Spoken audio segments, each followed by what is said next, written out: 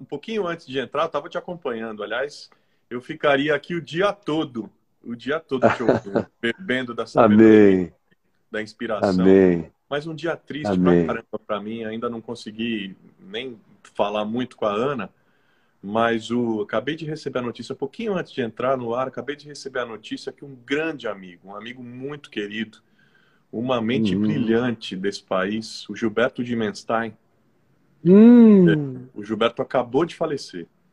O é Gilberto, mesmo. o Gilberto vinha lutando com câncer, É, né? com câncer. Uhum.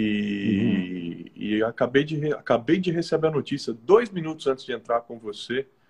E eu estava aqui, Hum, foi um baque, sabe? A gente tinha, é. a Ana tinha pedido, a gente tava num grupo de oração, orando por eles, para que o Espírito Uhum, estivesse abraçando, estivesse presente ali com uhum, eles. uhum. É, mas assim, cara, a vida é É muito muito fugaz, frágil. é muito fugaz, é frágil, é fugaz, é uma loucura. É.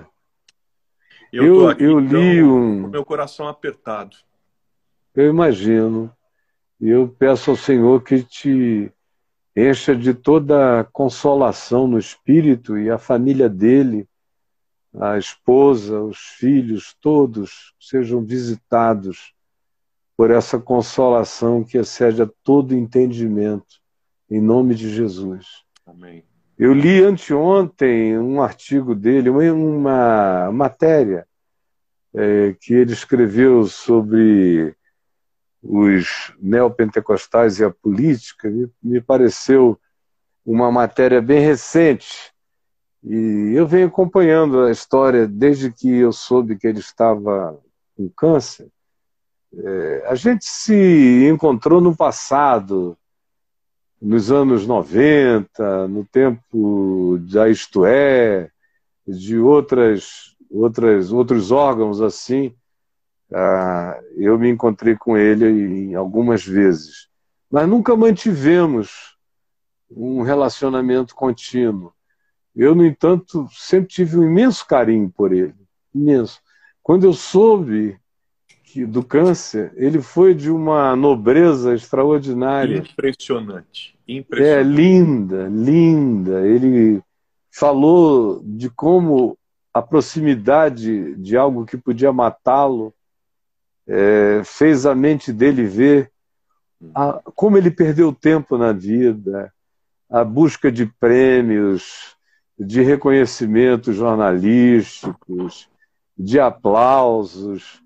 Ele disse: tudo isso aqui é lixo, não vale nada. Impressionante, foi isso mesmo. O que tem importância são essas pequeninas coisas às quais eu estou me dedicando. Então, quando eu vejo uma pessoa que, por mais amável e amada que fosse, mas que parte com essa consciência, você tem que ouvir o outro lado dessa notícia, que é aquela que diz: bem-aventurados aos olhos do Senhor, ou diante de Deus, é a morte dos seus santos.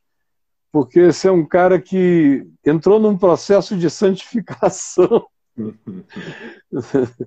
Está cheio de gente aí que vive de falar o evangelho para lá e para cá, passa o dia ensinando Com e a alma no gás.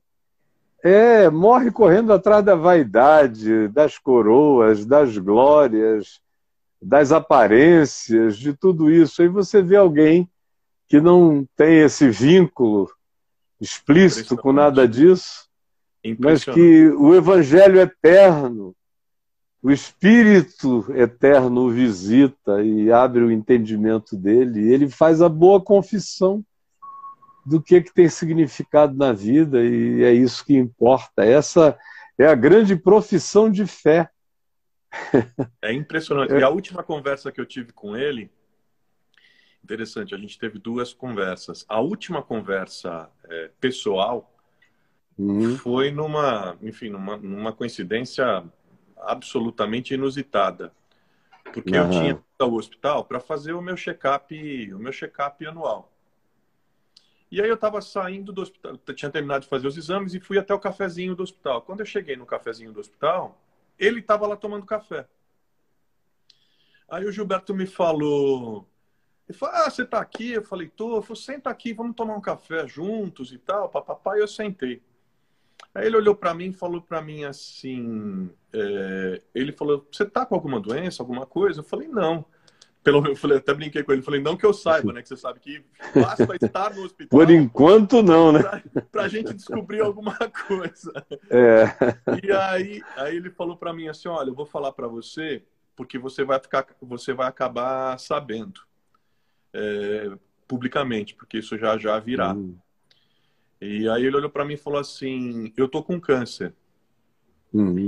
Eu vou enfrentar isso com toda a força, com toda a dignidade. Eu não sei ao certo o que me espera nessa viagem, mas eu tô com câncer. Né? E aí ele começou a contar da vida. Ele falou, mas eu ainda penso em fazer tanta coisa e tal, tenho tantos sonhos. Foi falando e falando e falando. Eu falei, ah, Gilberto, enfim, isso hoje em dia se enfrenta de várias maneiras e tal, mas enfim, a gente conversou ali. Aí a gente saiu. Passados umas 3 semanas, 4 semanas, não, uns 2 meses mais ou menos, ele me ligou. E aí ele me ligou e falou para mim assim, lembra aquela conversa que a gente teve? Eu falei, lembro e tal. Ele falou, escuta, é o seguinte, eu estou pensando em fazer uma reunião aqui na minha casa com gente de fé como você, para a gente iniciar um movimento no país. Ele falou, acho que essa vai ser minha última missão. Eu falei, que última missão? Para e tal. Ele falou, acho que vai ser minha última missão. Começar a reunir pessoas em favor da paz no Brasil. O Brasil precisa de pacificação. Esses discursos que estão tomando conta do país, do poder no país, não podem se transformar em hegemônicos. E aí foi falando disso. Logo depois veio a questão da pandemia, o isolamento, enfim, e agora a notícia, né? Mas o que ficou para mim é que é exatamente isso que está dizendo. Um homem que na proximidade da morte se humanizou ainda mais, olhou mais para si mesmo e ousava ainda sonhar, inspirar, fazer movimentos de resistência. E com uma coisa tão nobre, né? A pacificação do país, Ele estava muito a vitória contra essa polarização perversa, esses ódios, esse estado de guerra civil, psicológica, ideológica e emocional